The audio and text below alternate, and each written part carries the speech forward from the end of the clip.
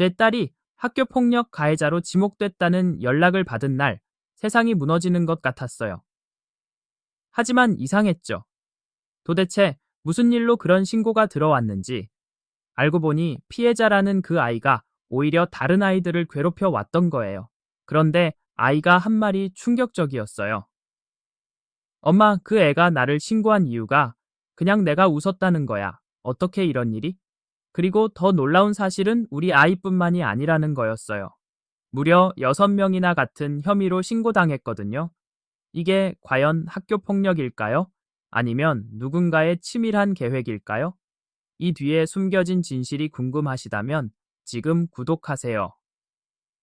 안녕하세요, 여러분. 오늘은 한 가정을 완전히 뒤흔든 충격적인 이야기를 들려드리려고 합니다. 평범한 가정주부였던 저에게 어느 날 갑자기 날아온 폭탄과도 같은 소식. 우리 딸이 학교폭력 가해자로 지목되었다는 겁니다. 그런데 이 사건의 진실은 아무도 예상하지 못했던 방향으로 흘러가게 됩니다. 그날은 평범한 금요일이었어요. 퇴근 후 저녁 준비를 하고 있는데 학교에서 전화가 왔죠. 학교폭력 가해자로 지목되어 확인서를 작성해야 합니다. 그 순간 머릿속이 하얘졌어요. 우리 수빈이가 학교폭력 가해자라니 말도 안 되는 일이었죠. 수빈이는 초등학교 때부터 단 한 번도 문제를 일으킨 적이 없는 아이였으니까요. 전화를 끊고 수빈이를 불러 물어봤어요. 학교에서 무슨 일 있었니? 수빈이의 눈에 눈물이 고이더군요. 그리고 떨리는 목소리로 말했어요. 엄마, 나 아무것도 안 했어. 정말이야, 그냥 그 애가 노래 부를 때 웃었을 뿐이야. 그게 전부라고요. 노래 부를 때 웃었다는 이유로 학교 폭력 신고를 당했다니 말이 되나요? 더 놀라운 건 수빈이 혼자가 아니라는 거였어요. 무려 6명의 학생이 함께 신고를 당했다는 거죠. 그리고 그 신고를 한 학생은 학교에서는 꽤 유명한 아이였어요. 유명하다는 건 선생님들조차 손을 든 문제아라는 뜻이었죠. 그날 밤 잠을 이룰 수 없었어요. 머릿속에는 온갖 생각이 스쳐 지나갔죠. 우리 아이가 정말 뭔가 잘못한 게 있을까? 이게 단순한 오해일까? 아니면 의도적인 무언가가 있는 걸까? 사실 아이를 키우다 보면 학교 폭력에 대한 이야기는 늘 듣게 됩니다. 하지만 그게 우리 가정의 이야기가 될 줄은 꿈에도 몰랐죠. 다음 날, 다른 학부모님들께 연락이 왔어요. 같은 혐의로 신고당한 아이들의 부모님들이었죠. 저희는 만나서 이야기를 나누기로 했어요. 도대체 무슨 일이 벌어지고 있는 건지 함께 파악해 보자는 취지였죠. 그렇게 우리는 카페에서 만났습니다. 서로 인사를 나누고 각자의 아이에게 들은 이야기를 공유했죠. 놀랍게도 모든 이야기가 일치했어요. 신고한 학생, 민지라고 부를게요. 민지는 평소에도 자신이 피해자라는 식으로 행동하며 다른 학생들을 압박해 왔다는 거예요.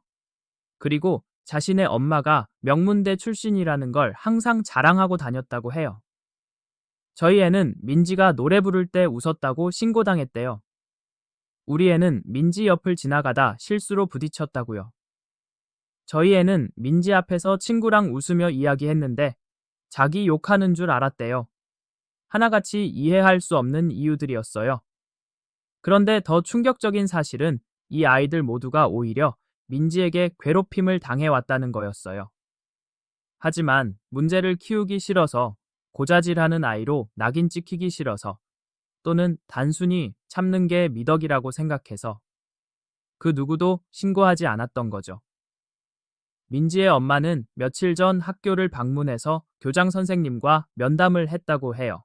그리고 그날 이후로 갑자기 이런 일이 벌어진 거죠. 학부모님들의 표정에서 분노와 무력감이 동시에 느껴졌어요. 자신의 아이가 억울하게 누명을 쓴 것 같은데 이미 신고가 접수되어 학교폭력위원회가 열리게 된 상황이었으니까요. 한 학부모님이 말씀하셨어요. 이건 정말 말도 안 되는 상황이에요.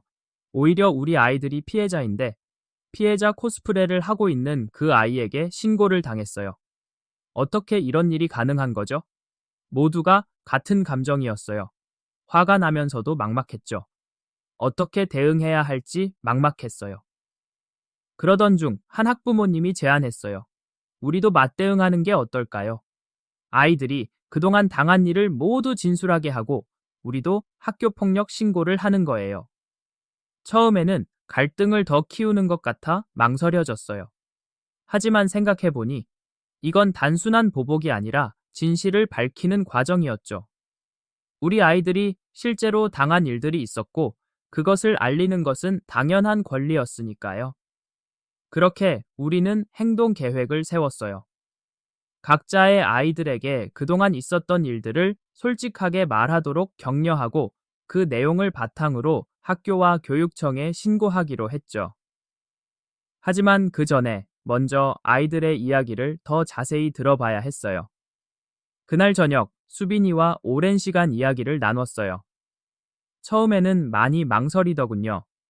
엄마, 이런 거 말하면 고자질하는 애처럼 보일까봐 걱정돼 라고 말했어요. 그 말을 듣는 순간 가슴이 아팠어요. 우리 아이가 자신이 당한 부당함을 말하는 것조차 두려워한다니. 이건 분명 잘못된 거였어요. 수빈아, 네가 당한 일을 말하는 건 고자질이 아니야. 그건 내 권리를 지키는 거야. 만약 누군가 너에게 상처 주는 행동을 한다면 그것을 말하는 게 잘못된 게 아니란다. 그제서야 수빈이는 조금씩 입을 열기 시작했어요. 민지가 어떻게 그동안 다른 친구들을 대했는지, 어떤 말과 행동으로 친구들을 불편하게 했는지 말해 주었죠. 민지는 자기 엄마가 명문대 출신이라는 걸 항상 자랑해. 그리고 우리가 공부 못한다고 무시하는 말을 자주 해. 한 번은 제주도 수학여행 비용이 올랐을 때 우리 보고 돈이 없어서 못 가는 거면서 왜 자기한테 피해를 주냐고 했어. 그런데 엄마, 우리 중에 돈이 없어서 못 가는 애는 없었어. 그냥 너무 비싸져서 안 가기로 한 거였는데. 수빈이의 이야기를 들으면서 이건 단순한 오해가 아니라는 확신이 들었어요. 민지는 의도적으로 다른 친구들을 깎아내리고 자신을 우월한 위치에 두려고 했던 거죠. 그리고 누군가 그런 행동에 반발하거나 심지어 그냥 웃기만 해도 그것을 자신에 대한 공격으로 해석했던 거예요. 다음 날 다른 학부모님들과 다시 만났어요. 모두가 비슷한 이야기를 들었다고 하더군요. 이제 우리는 확신할 수 있었어요. 이건 단순한 학교 폭력 사건이 아니라 한 학생이 자신의 지위를 이용해 다른 학생들을 통제하려는 시도였다는 것을요. 그렇게 우리는 학교와 교육청에 정식으로 신고를 준비하기 시작했어요. 하지만 그 과정은 쉽지 않았습니다. 학교 폭력 신고는 이미 접수되어 처리 중이었고 우리의 신고는 맞대응으로 보일 수 있다는 우려가 있었거든요. 그래서 우리는 전략을 바꿨어요. 먼저 학교폭력 조사관에게 우리 아이들의 입장을 충분히 그리고 객관적으로 설명하기로 했죠. 감정에 치우치지 않고 사실만을 바탕으로요. 그리고 필요하다면 다른 증인들, 같은 반 친구들의 진술도 확보하기로 했어요. 학교폭력위원회 날짜가 다가오면서 수빈이는 점점 더 불안해하는 모습을 보였어요. 학교에 가기 싫다고 말하기도 했죠. 마음이 아팠어요. 아이가 아무 잘못도 없는데 이런 상황에 처하게 된 것이 너무 억울했으니까요. 수빈아, 넌 아무 잘못도 없어. 우리가 끝까지 내 편이 되어줄게. 진실은 결국 밝혀질 거야. 이 말을 하면서도 과연 그럴지 확신이 없었어요. 세상이 항상 공정하지만은 않다는 걸 알고 있었으니까요. 하지만 적어도 우리가 할 수 있는 모든 노력은 다해야 했어요. 학교폭력위원회 당일 저는 떨리는 마음으로 학교에 갔어요. 다른 학부모님들도 모두 오셨더군요. 우리는 서로를 바라보며 용기를 북돋웠어요. 이건 우리 아이들의 미래가 걸린 일이었으니까요. 위원회가 시작되고 먼저 민지 측의 주장이 나왔어요. 예상했던 대로 모든 것이 과장되고 왜곡되어 있었죠. 하지만 우리는 침착하게 대응했어요. 수빈이와 다른 아이들의 진술, 그리고 우리가 확보한 증언들을 하나하나 제시했죠. 그리고 마침내 중요한 순간이 왔어요. 같은 반 다른 친구들의 증언이었죠. 그들은 민지가 평소에 어떻게 행동했는지, 어떤 말을 했는지 솔직하게 이야기해 주었어요. 그리고 가장 중요한 증언, 민지가 실제로 이번에 누구를 신고하면 재미있을까? 라고 말했다는 증언까지요. 진실이 서서히 드러나기 시작했어요. 위원회 위원들의 표정이 변하는 게 느껴졌죠. 처음에는 의심의 눈초리로 우리를 바라봤던 그들이 이제는 혼란스러운 표정을 짓고 있었어요. 결국 위원회는 일주일 후에 다시 모이기로 결정했어요. 더 많은 증언과 증거를 검토하기 위해서였죠. 그 일주일은 정말 길게 느껴졌어요. 하지만 적어도 우리의 목소리가 들렸다는 사실에 약간의 위안을 얻을 수 있었죠. 그리고 그 일주일 동안 예상치 못한 일이 일어났어요. 민지의 이전 학교에서 왔던 친구가 자신도 비슷한 경험을 했다며 연락을 해온 거예요. 민지는 이전 학교에서도 비슷한 행동 패턴을 보였다고 해요. 자신을 우월하게 보이려 하고 다른 친구들을 무시하는 발언을 자주 했으며 누군가 그에 반발하면 피해자인 척 했다는 거죠. 이 새로운 증언은 우리에게 큰 힘이 되었어요. 이제 민지의 행동이 일시적인 것이 아니라 패턴이라는 것을 증명할 수 있었으니까요. 일주일 후 두 번째 위원회가 열렸어요. 이번에는 우리가 좀 더 자신감 있게 임할 수 있었죠. 새로운 증언과 함께 우리는 민지의 행동 패턴이 지속적이고 의도적이었음을 강조했어요. 위원회의 결정은 놀라웠어요. 수빈이를 포함한 6명의 학생들은 학교폭력 가해자가 아니라는 판정을 받았어요. 오히려 민지의 행동에 대한 조사가 필요하다는 의견이 나왔죠. 그 순간 눈물이 왈칵 쏟아졌어요. 안도감, 기쁨, 그리고 그동안의 스트레스가 한꺼번에 밀려왔죠. 다른 학부모님들도 비슷한 감정을 느끼셨는지 모두 눈시울을 붉히고 계셨어요. 하지만 이것으로 모든 게 끝난 건 아니었어요. 오히려 진짜 문제는 이제부터 시작이었죠. 민지는 어떻게 해야 할까요? 그냥 처벌하는 것이 올바른 해결책일까요? 그 아이도 분명 자신만의 상처와 어려움이 있었을 거예요. 우리는 학교와 상담사의 도움을 받아 민지와 대화의 장을 마련하기로 했어요. 이건 단순한 처벌이 아니라 서로를 이해하고 함께 성장하는 기회가 되길 바랐죠. 처음에 민지는 매우 방어적이었어요. 자신은 잘못한 게 없다며 오히려 피해자라고 주장했죠. 하지만 차근차근 이야기를 나누면서 그 아이의 내면에 숨겨진 불안과 두려움이 드러나기 시작했어요. 민지의 부모님은 항상 완벽함을 요구했다고 해요. 특히 엄마는 자신이 명문대를 나왔다는 것을 항상 강조하며 민지에게도 같은 길을 가기를 원했죠. 그 압박감 속에서 민지는 자신의 가치를 증명하기 위해 다른 친구들을 깎아내리는 방법을 선택했던 거예요. 이 사실을 알게 된 후 우리의 접근 방식이 바뀌었어요. 이제는 민지를 적으로 보는 것이 아니라 도움이 필요한 한 아이로 보게 되었죠. 물론 그렇다고 해서 그 아이의 행동이 정당화되는 것은 아니었어요. 하지만 적어도 그 행동의 원인을 이해할 수 있게 되었죠. 학교에서는 전문 상담사를 통해 민지와 정기적인 상담을 진행하기로 했어요. 그리고 우리 아이들과 민지 사이의 관계를 개선하기 위한 프로그램도 마련했죠. 처음에는 어색했지만 시간이 지나면서 조금씩 변화가 보이기 시작했어요. 수빈이는 여전히 민지에게 조심스러웠지만 이제는 적대감보다는 이해의 시선으로 바라보게 되었어요. 엄마, 민지도 사실은 많이 힘들었던 것 같아. 우리가 생각했던 것처럼 나쁜 아이는 아닌 것 같아. 라고 말하더군요. 그 말을 들으면서 아이들의 순수함과 용서의 마음에 감동했어요. 어른들이 복잡하게 생각하는 문제를 아이들은 때로는 더 단순하고 순수하게 바라볼 수 있다는 것을 깨달았죠. 민지의 부모님, 특히 그 엄마도 변화했어요. 처음에는 매우 공격적이고 방어적이었지만 자신의 태도가 딸에게 어떤 영향을 미쳤는지 깨닫게 되었죠. 그리고 서서히 그 강압적인 태도를 버리고 민지를 있는 그대로 받아들이기 시작했어요.